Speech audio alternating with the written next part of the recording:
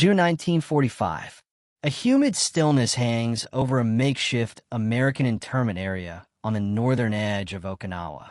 The fighting has slowed, but the air still carries the distant thud of artillery, a reminder that the island is not yet at peace. Beneath a stretch of torn canvas, a small group of Japanese women sit in silence, knees drawn close, uniforms soaked with dust and salt. Some have been nurses, others clerks. A few were civilians who had followed retreating units because there was nowhere else to go. They expect harshness, punishment, perhaps worse. For years, they had been taught that capture meant brutality beyond imagination. So they remain rigid, avoiding eye contact with the American guards who move quietly around the perimeter. Then something unusual happens. An American sergeant sets down a crate beside them. Not weapons, not restraints, but folded cloth, thread, and needles. He gestures calmly, speaking slowly, almost gently, as another soldier places a small hand-crank sewing machine onto a wooden plank table. The women stare at it in disbelief. Nothing in their training prepared them for this. And this moment of confusion was rooted in a much deeper story, one shaped long before these women became prisoners of war.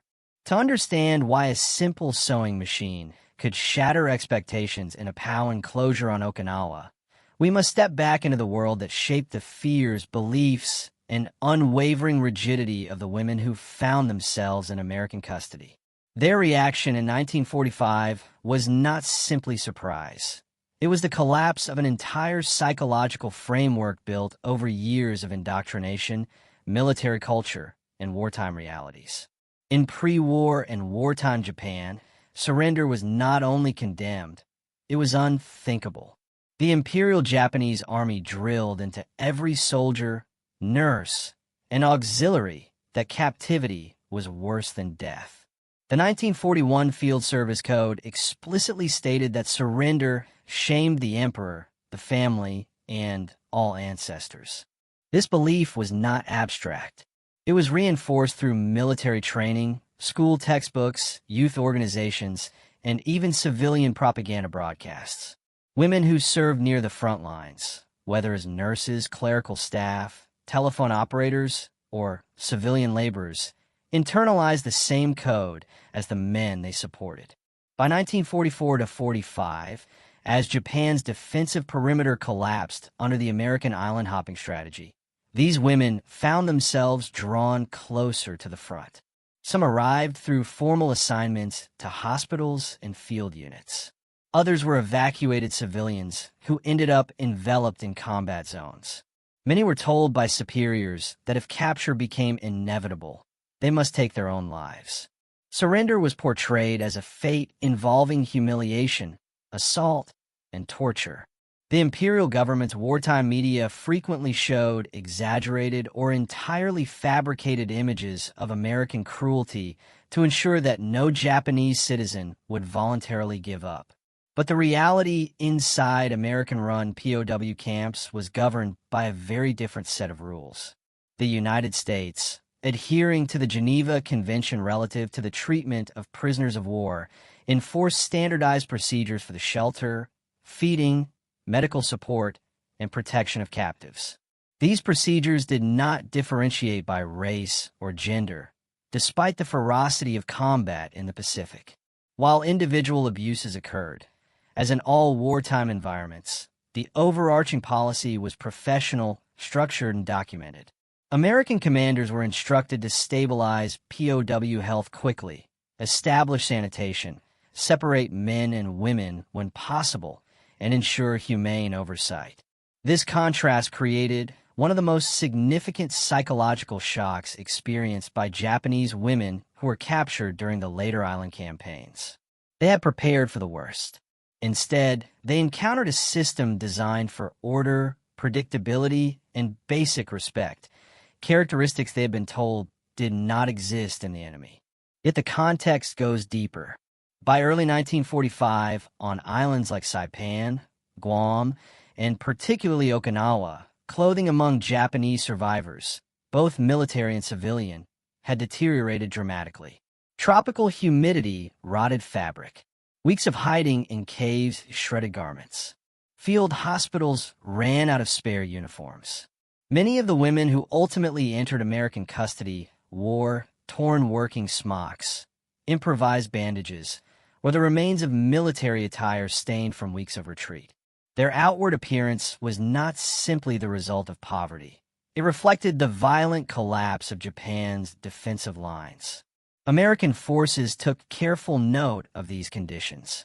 War Department reports from the Pacific repeatedly emphasized the need to stabilize captured populations as quickly as possible, especially women and children, to prevent disease and unrest. Basic clothing became an essential part of that stabilization. When possible, U.S. units distributed surplus fatigues, blankets, or salvage material. But cloth was limited, and the front was constantly moving. Sewing skills, particularly among Japanese women trained before or during the war, became unexpectedly valuable. This is where the story of the sewing machine truly begins. In many Japanese communities before the war, young women learned basic tailoring as part of domestic education. Nursing auxiliaries and clerical staff attached to the military often maintained or repaired their own uniforms. So when American forces realized these women could produce or repair garments for themselves and others, using limited resources available on captured islands, it became both a humanitarian measure and a practical solution. But the women did not know this yet. Their world was still defined by the propaganda they had grown up with. And as fighting intensified in the Pacific's final months, the psychological divide between expectation and reality grew wider. So when machines, cloth, and thread appeared in American custody, the shock was not about sewing alone. It was the collision of two opposing wartime cultures, one built on fear of the enemy, the other built on regulated humanitarian conduct. This contrast sets the stage for the moment when Japanese women POWs realized their captors were offering them tools of dignity rather than instruments of punishment, a moment that would echo through post-war testimonies. By mid-1945, the Pacific War had entered its most desperate and destructive phase. The American advance through the Marianas and the Philippines had shattered Japan's outer defenses, pushing the conflict back toward the home islands. On these islands, Saipan, Tinian, Guam, Polilliu, and eventually Okinawa, a pattern emerged. Whenever American forces overran Japanese positions, small groups of women surfaced among the survivors. Some were nurses attached to field hospitals that had been overrun during the final American assaults. Others were members of the Taishintai, Women's Volunteer Labor Corps, who had been ordered to assist with logistics, medical tasks, or communication lines. A significant number were simply civilians trapped between collapsing military units, having fled burning villages and shelled coastlines. When these women were found, they often appeared exhausted, dehydrated, and dressed in torn garments that barely held together. Their capture, however, followed a well-defined American procedure. On islands like Saipan in 1944, military police and naval personnel set up temporary screening areas where civilians and POWs were separated, registered, and medically examined. Women were always processed apart from male prisoners, both to maintain order and to prevent panic. Some early encounters were tense, with Japanese women refusing water or medical treatment out of fear of poisoning, a fear rooted in wartime propaganda. American corpsmen reported situations where women cried silently or shielded their faces, convinced that mistreatment would begin at any moment. But instead, the opposite occurred. American policy recognized that in such unstable conditions, providing clothing and restoring dignity was not simply humanitarian. It was strategic. Properly clothed prisoners were calmer, more cooperative, less fearful, and far less likely to flee into combat zones where they could be killed accidentally. A single torn uniform, especially on women who had been living in caves for weeks, could exacerbate health risks and spread disease. With thousands of civilians and POWs being processed during each island campaign, The U.S. military needed a practical solution to this growing problem. On Saipan and Guam, American units began distributing salvaged fabric from captured warehouses, damaged military stores, and relief supplies. But cloth alone was not enough. Clothing had to be fitted, repaired, and maintained. Improvised sewing stations were created inside captured buildings or under canvas shelters, equipped with hand-cranked machines supplied through naval logistics channels or collected from abandoned Japanese positions. When Okinawa became the largest and bloodiest ground battle of the Pacific, the scale of civilian and POW needs grew exponentially. Japanese women captured in the northern and southern sectors often wore uniforms soaked from weeks of rain or garments torn from crawling through limestone caves. American reports described them as in urgent need of clothing and sanitary repair. Because Okinawa was closer to Japan, the number of auxiliaries and civilian women attached to military units was far greater than on earlier islands. This meant that many of the women taken into custody had basic sewing knowledge, a fact quickly recognized by American personnel. Thus, what began as a logistical necessity evolved into a structured practice. Women were provided fabrics and simple machines, not as a privilege, but as a means of restoring order and reducing medical strain. Even so, for the women themselves, this gesture was profoundly disorienting. Their entire wartime upbringing insisted that Americans would subject them to cruelty. Yet here were soldiers handing them needles, cloth, and the opportunity to repair their dignity. This reaction was recorded across multiple island operations. War correspondents noted that Japanese women wept in surprise when offered clean clothing or the means to make it.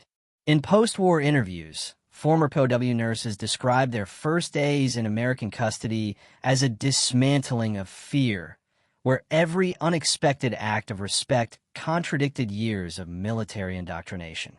The deeper shock came from the cultural role of sewing itself. In Japanese society, tailoring and mending clothes were traditionally associated with domestic life, stability, and femininity, things that had been completely stripped away by years of war.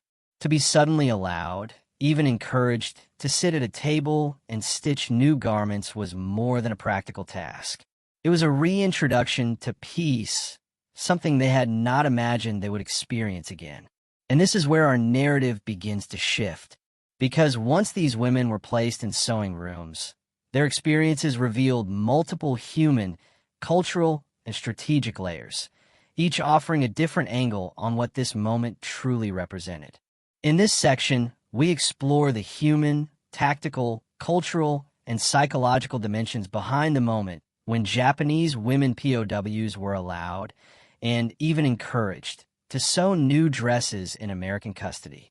Each angle reveals a different facet of a seemingly simple act that carried deep wartime significance. For the Japanese women entering American custody in 1944 to 45, the emotional impact of receiving sewing tools cannot be understood without recognizing the mental state they were in. Many had spent weeks hiding in caves, surviving on scraps of food, drinking contaminated water, and tending to wounded soldiers as their own health deteriorated. Their garments were torn, stained, and sometimes held together with strips of cloth cut from blankets or bandages. These were women who had long expected death rather than capture. Entire units had been instructed that surrender would lead to torture or humiliation. Mothers on Saipan jumped from cliffs with their children. Nurses on Guam broke their morphine vials to use as weapons for suicide. Civilians often begged soldiers to shoot them rather than let them fall into American hands. So when American soldiers approached them quietly, offered them water, treated their wounds, and then provided materials for sewing repairs, the internal shock was profound. Some women described the moment as the first sign that the war outside had ended, even though the guns still fired in the distance. For the first time since the battle began, they experienced a sense of agency, not as combatants, not as fugitives, but as women allowed to reclaim a piece of themselves. sewing was more than creating clothing. It was the restoration of identity. In an environment defined by fear, the ability to hold a needle, thread it, and shape cloth into something useful became a moment of grounding, a reminder that they were still human in a war that had dehumanized them for years. While the emotional response was powerful, the American decision to provide sewing supplies was not purely humanitarian. It was also strategic. POW management in the Pacific required maintaining health, stability, and predictability among thousands of captives. Illness spread quickly in overcrowded camps, and clothing, or the lack of it, was a major contributor to infection, injury, and sanitation problems. Japanese women frequently entered captivity with garments that were either shredded or unsuitable for prolonged internment. Repairing or replacing clothing reduced the burden on American medical staff, who were already stretched thin treating both their own casualties and the large civilian populations displaced by the fighting. Even basic clothing repairs could prevent skin infections, reduce lice infestations, and protect from the relentless tropical weather. Furthermore, sewing kept the women occupied. Idle prisoners were more anxious, more prone to rumors, and more likely to flee or resist, actions that jeopardized both their safety and American operations. By providing cloth and tools, U.S. personnel effectively transformed women into active contributors to camp stability. They sewed not only for themselves, but sometimes for wounded Japanese men, children, and other civilians. There was also a symbolic dimension. American commanders understood that their treatment of POWs would be scrutinized during and after the war. Maintaining humane conditions strengthened the United States' international standing and reinforced the rules-based framework the Allies were fighting to defend. In other words, the sewing machine was both a humanitarian gesture and a strategic asset, a simple tool that supported order, health, and morale within POW enclosures. In Japanese society, sewing had long been an essential part of women's domestic roles. Before the war, young women learned to tailor school uniforms, repair family garments, and prepare dowry linens. This skill set was reinforced through home economics classes, community workshops, and pre-war cultural norms that emphasized discipline, modesty, and practicality. When the war escalated, many women carried these skills into military auxiliaries. Nurses and clerks repaired their own uniforms and sometimes assisted with stitching bandages or securing medical cloth. But by 1945, after years of brutal combat, displacement, and scarcity, sewing had all but disappeared from their lives.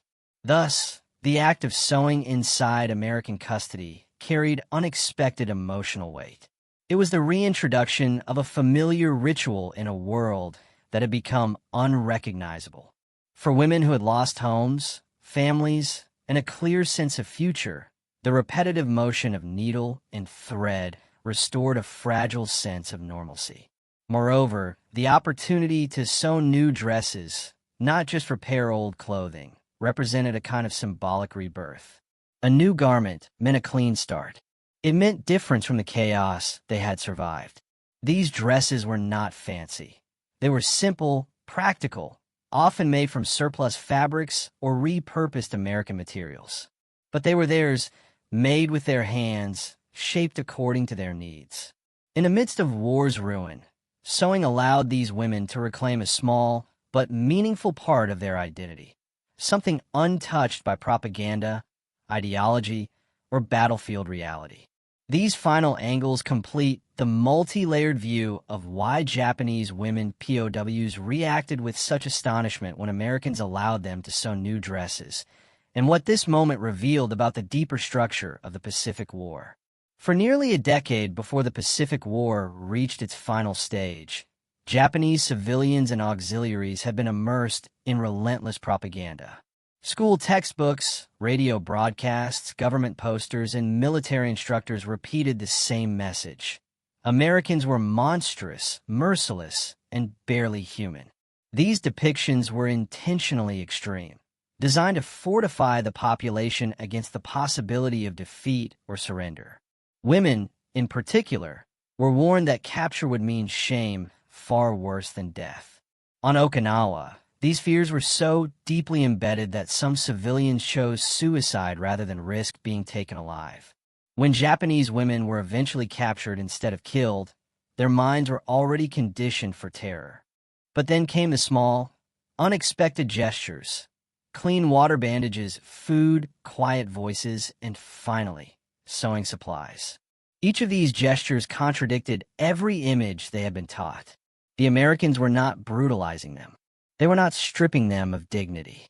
They were, instead, offering a way to repair themselves. This created a psychological break, a moment where propaganda collapsed under the weight of lived reality. Many women later recalled that their first experience of American kindness felt unreal, disorienting, or like waking from a long nightmare. The sewing machine became a symbol of this internal shift. It represented not just practical aid, but a dismantling of fear that military indoctrination had cemented for years. It was a powerful reminder that wars are fought between governments and armies, but fear is fought inside the human mind. And in these women, fear was suddenly replaced by something they had not expected to feel: relief.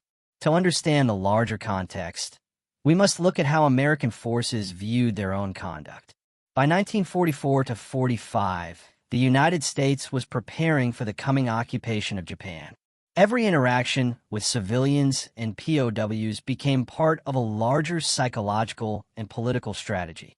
Demonstrate that America would act according to international standards, even after years of brutal fighting. American commanders understood that their treatment of Japanese women would shape how the Japanese public perceived U.S. intentions. Good conduct would help weaken the militarist ideology that had dominated Japan for decades. Therefore, humane treatment was not only morally correct, it was a deliberate instrument of post-war planning. Providing sewing supplies fit neatly into this framework. It had tactical benefits, but it also communicated something more subtle. We are not here to destroy your humanity. The Allies wanted to counter Japanese militarist ideology, which insisted that surrender meant degradation. By disproving this, the Americans undermined one of the psychological pillars that kept civilians and soldiers resisting to the death. If Japanese women, some of the most vulnerable people in the war zone, were treated well, then rumors of American cruelty lost credibility. War correspondents were encouraged to document these humane actions, not for propaganda toward Americans, but for future Japanese audiences. Photographs of women sewing, smiling cautiously, or wearing newly repaired dresses became part of the visual narrative of occupation planning. These images demonstrated that the war's end would not be the annihilation they had been taught to fear, that Japan could lose and still survive, that civilians, even former auxiliaries, could have dignity again. In this way, a small sewing station became part of a much larger strategic message. The war would end, and the future would not be built on humiliation, but reconstruction. The last angle looks beyond the camp itself.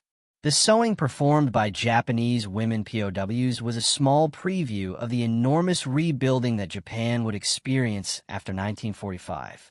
In a sense, those hand-stitched dresses foreshadowed the quiet but powerful role that women would play in the nation's recovery. Many of the women who sewed in captivity later returned to Japan wearing the garments they had crafted from American cloth. These dresses stood in stark contrast to the scorched ruins of the cities they walked through. They became physical symbols of survival and of the strange beginning of a new era. After the surrender, sewing became one of the most important skills in Japan's civilian revival. Textiles, uniform repair, clothing cooperatives, women's industrial labor.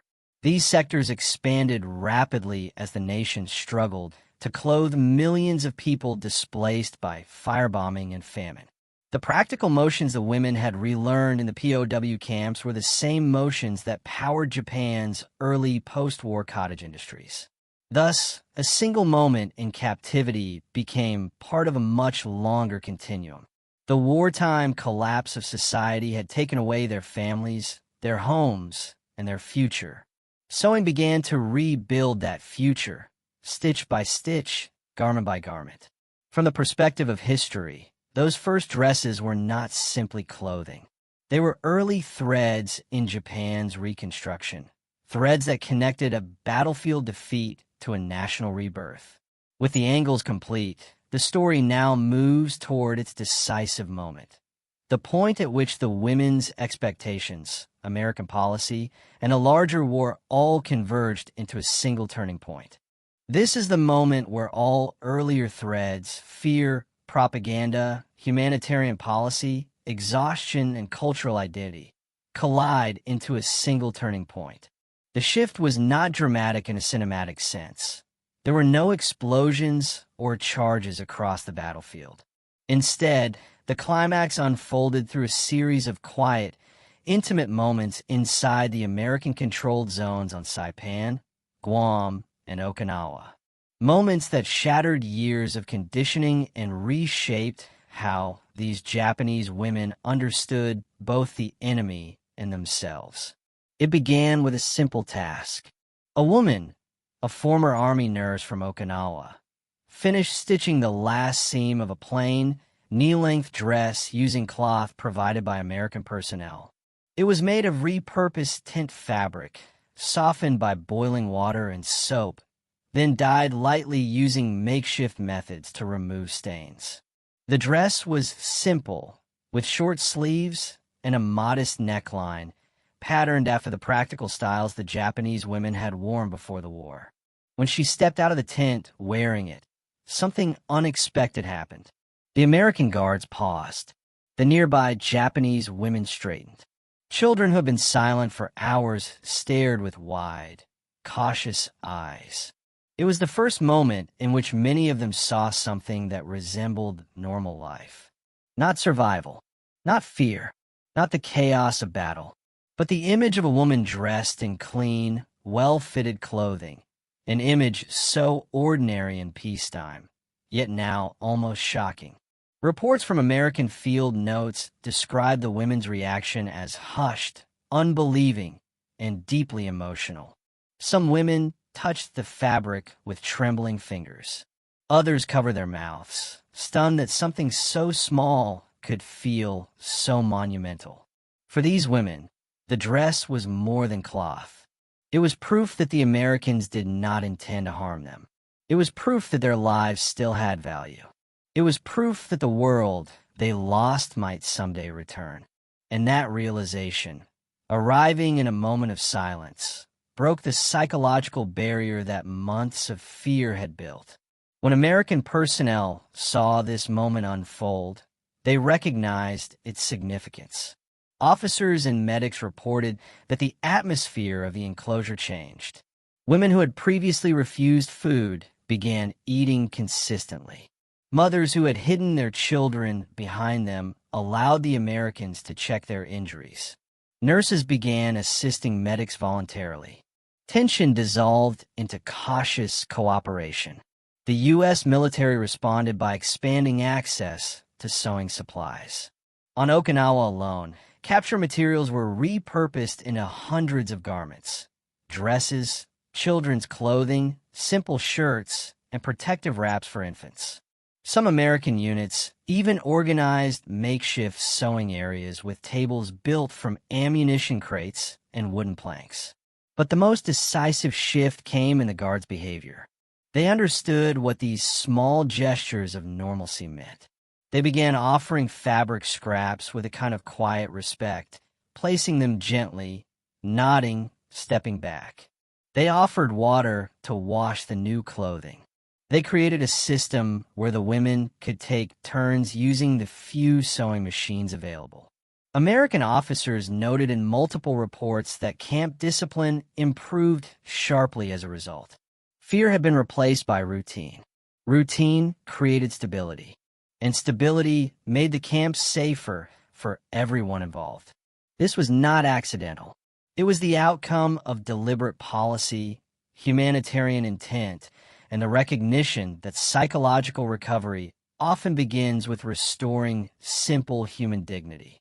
The true climax came when a group of newly captured women, still believing American cruelty was inevitable, were escorted into the enclosure. They arrived thin, exhausted, trembling, and braced for the worst. But the first thing they saw was not a guard with a rifle. It was Japanese women stitching cloth beneath an open tent. Women wearing clean dresses. Women chatting softly, not joyfully but peacefully. Women who looked alive again. The new prisoners froze. Their eyes widened. Some began crying immediately, not out of sadness, but out of overwhelming relief. One American medic later wrote, "You could see it happen. Their faces changed. The fear left them all at once." In that moment, the meaning of surrender changed. It was no longer a gateway to terror. It was, instead, a pathway back to humanity. This turning point became critical across multiple islands. As word spread through surviving groups of Japanese women, sometimes whispered by civilians who escaped caves, sometimes shared between nurses reunited in captivity, the narrative shifted. The Americans were not doing what the propaganda said, and the dress, the simple dress, was at the center of this shift. It became the most unexpected instrument of psychological transformation in the Pacific War. But this climax, though powerful, was not the end. The true impact would unfold as larger groups of women entered American custody, as commanders adapted policy, and as the broader war moved into its final months, culminating in the surrender of Japan and the early days of occupation. The turning point had arrived. Now came the wave that followed it. The sewing tables had barely been in place for a week when the atmosphere inside the women's compound changed again. This time in a way none of the Japanese prisoners expected, and many of the American officers did not immediately understand. By late July, the monsoon rains returned with force. Canvas roofs sagged under heavy downpours, and the muddy ground threatened to swallow boots whole. The camp smelled of wet earth, damp cloth, and the faint bitterness of kerosene lamps struggling against the moisture. Yet inside the sewing tent, needles still clicked, threads still tightened, and hands still worked with quiet discipline. But one afternoon, as a fresh storm rolled across Okinawa, everything reached a breaking point. Not because of conflict, but because of the one thing the women had been trained for their entire lives to suppress: failure. The turning moment began with a simple misstep. A young Japanese nurse, barely 20, was repairing a torn U.S. field jacket. Exhaustion made her fingers clumsy, and the stitch pulled unevenly, leaving a visible, jagged line. She froze. Her breath shortened. The needle fell from her hand and clattered against the wooden table. A small mistake. But in the Imperial Japanese military code, small mistakes were rarely forgiven. She bowed her head, trembling, whispering apologies in Japanese, expecting reprimand, perhaps even punishment. Instead, an older American NCO walked over, examined the crooked stitch, and let out a slow exhale. Not anger, not disappointment, not even frustration, just a calm, human sigh. He placed the jacket on the table, pulled up a stool, and in front of the entire tent, in front of officers, prisoners, translators, he demonstrated how he corrected the stitch himself. With patience, with almost fatherly steadiness. And then he handed the jacket back. No scolding, no raised voice, just a quiet nod, inviting her to try again. The tent went silent. One of the Japanese women later recalled that it was the first moment she allowed herself to breathe normally since her capture. What shocked her was not the correction, but the idea that she was allowed to make a mistake without fear. This small act, correcting a stitch, became the spark that fundamentally shifted the emotional structure of the compound. The next day it happened again, but differently. A seamstress accidentally spilled an entire spool of thread. Another miscut a strip of cloth. A third misaligned the edges of a torn shirt. Each time, they braced themselves, waiting for anger. Each time, none came. And gradually, the women began to talk. Quietly at first. Whispered apologies turned into whispered conversations. Laughter, shy, cautious laughter, even drifted through the tent when an American soldier attempted, disastrously, to thread a needle to demonstrate sympathy. By early August, something astonishing had taken shape. American soldiers began bringing small personal items, a ripped glove, a torn satchel, even a lucky scarf. Not because they needed repairs, but because it gave them a reason to stand near the sewing tables. The Japanese women, still wary but increasingly grounded in routine, worked with new steadiness. Their hands moved faster. Their posture straightened. The weight behind their eyes lightened ever so slightly. The sewing tent was no longer a task assignment. It had quietly transformed into a neutral ground, one of the few spaces in the Pacific where former enemies shared proximity without tension sharpening every breath. But the climax of this emotional shift came not from cloth or thread, but from an unexpected cultural moment. A translator entered the tent carrying a small, tinny field radio. The storm outside was relentless, and he had been trying to pick up news broadcasts. After fiddling with the dial for a minute, a faint melody crackled through the static. American big band music. Soft at first, barely audible. The Japanese women stiffened, not in fear, but in unfamiliarity. Music had been absent from their lives for months. Many had not heard a melody since leaving home. And then, as the radio signal strengthened, the sewing tent filled with the warm, swinging tones of 1940s jazz. A few women blinked rapidly, their needles slowing. One woman covered her mouth, holding back an emotion she could not yet name. The storm outside raged. The war still burned across the Pacific. Yet inside this small tent on Okinawa, something remarkable settled into place. A fragile, temporary peace built not from treaties, but from simple human moments. A corrected stitch, a shared laugh, a foreign melody softening the edge of survival. With this, the climax moved toward its final shift, the moment when both the prisoners and their guards would realize that life after surrender was not only possible, but profoundly different from what wartime propaganda had taught them to expect. By mid-August 1945, the Okinawa internment compound had settled into an unexpected rhythm, one built not on strict military protocol, but on small, human patterns that quietly grew between the American guards and the Japanese women.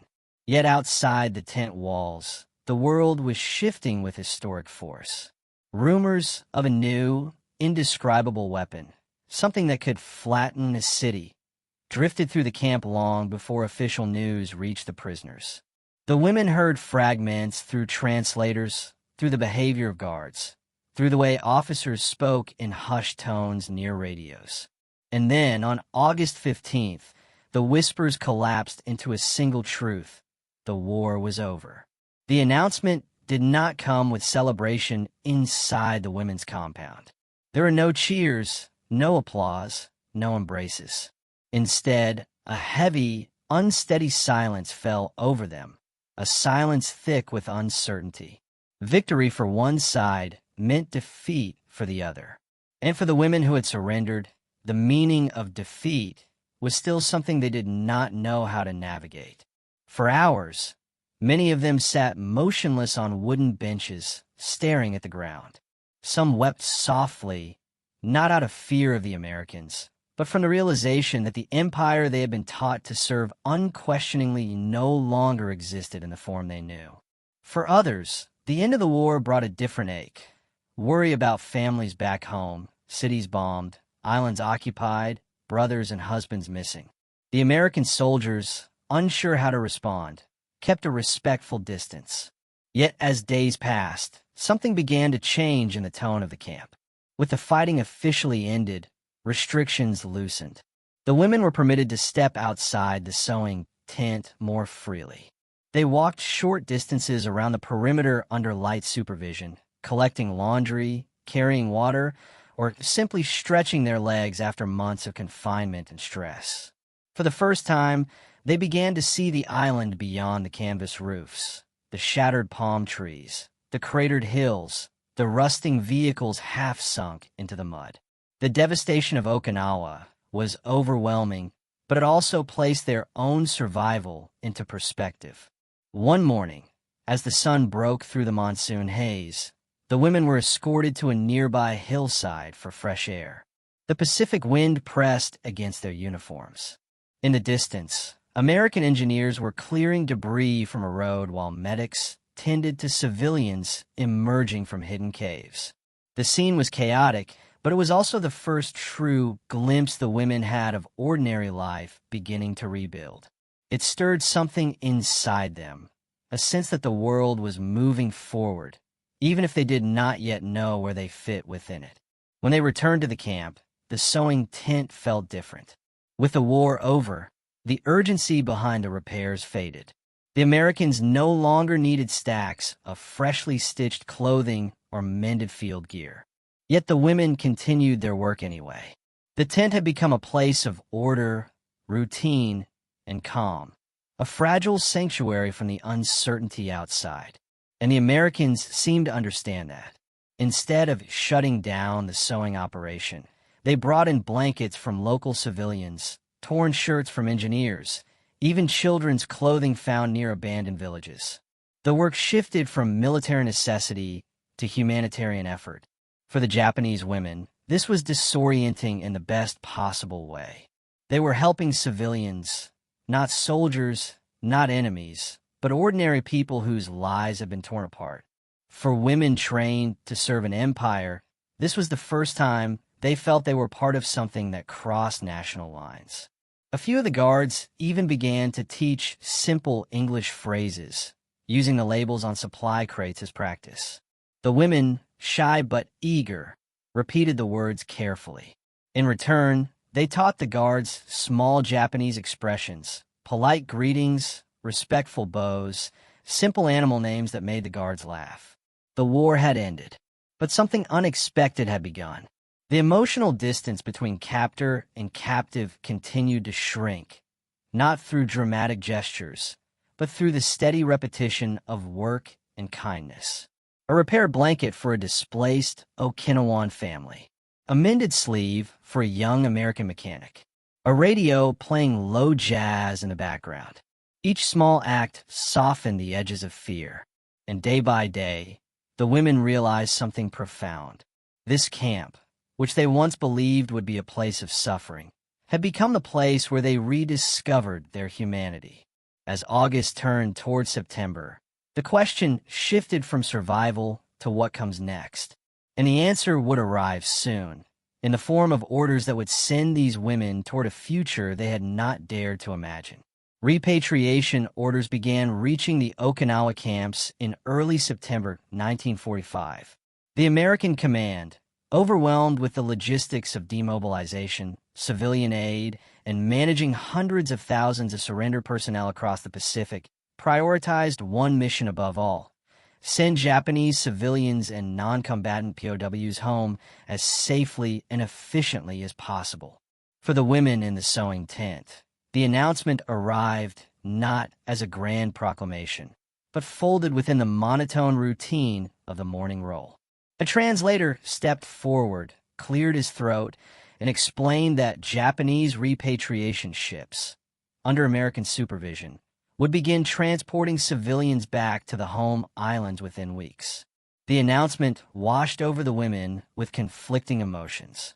Returning home meant seeing family again, but also confronting a nation defeated, starving, and uncertain.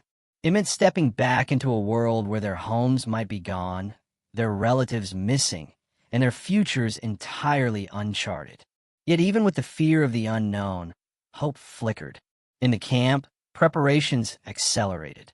American personnel began issuing each woman a standardized repatriation kit, simple, functional, and deeply symbolic. Every kit contained a clean set of clothing, a blanket, a small ration pack, basic hygiene supplies, identification, and medical documents. But it was the final item that shocked them most. A dress. The new dress each woman had sewn for herself. The Americans insisted they take them home. It was an unexpected gesture, and for many of the women, an emotional one. The dresses they created inside the camp, originally meant only as practical garments, had become symbols of dignity reclaimed. Wearing them now felt like stepping into the post-war world with something that belonged entirely to them. Not issued by the military, not dictated by propaganda, but shaped by their own hands. As the departure date approached, the relationship between the guards and the women shifted once more. Routine slowed. Conversations lengthened. There was no longer an invisible line of fear between them. Instead, there was a quiet acknowledgement that they had shared something that war itself could not erase: basic human decency. On a clear morning in late September, a convoy of trucks arrived to transport the women to a coastal assembly point. Before boarding, they paused at the entrance of the compound, the place where tears, uncertainty, and fear had once defined their first hours in captivity. Now it felt smaller, quieter, almost familiar. Inside the trucks, the women sat with their repatriation kits on their laps. Some held their dresses close. Others looked out through the open slats, watching the ruins of Okinawa roll by. Scorched fields, shattered homes, lines of civilians waiting for aid, Marines clearing debris from narrow roads. Everywhere, the signs of war were painfully visible. Yet for the first time, the women saw these scenes without the paralyzing fear of combat. The guns had fallen silent. The island was breathing again. At the port, American and naval personnel guided them to the embarkation area. A repatriation ship, white hull, patched from years of wartime use, waited offshore. Its decks bustled with returning civilians, medical staff, and logistical officers preparing for departure. Before boarding, each woman underwent a final medical inspection, received her identification card, and handed over her camp records. The process was efficient but unhurried. The Americans treated them not as prisoners, but as passengers. And then came the final moment, the farewell. No speeches, no ceremonies, just simple gestures. A nod from a Marine sergeant who had supervised their sewing tent. A shy wave from a corpsman who had treated their infections.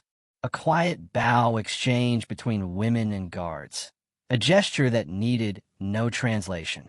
One by one, the women stepped onto the landing craft that ferried them to the repatriation ship. As the craft pulled away, the shoreline slowly receded.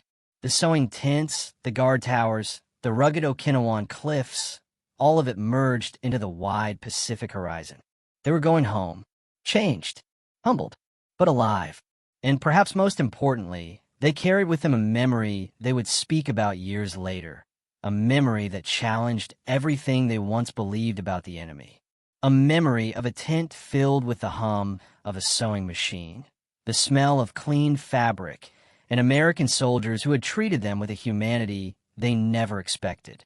What remained now was the meaning of that experience. Something that lay not in orders or reports, but in the quiet reflections that would follow them for the rest of their lives. In the decades that followed the war, many of the women who once sat inside that Okinawa sewing tent struggled to explain what they experienced. The memory did not fit neatly into the national stories that emerged in post-war Japan. Their accounts were neither tales of heroism nor narratives of cruelty.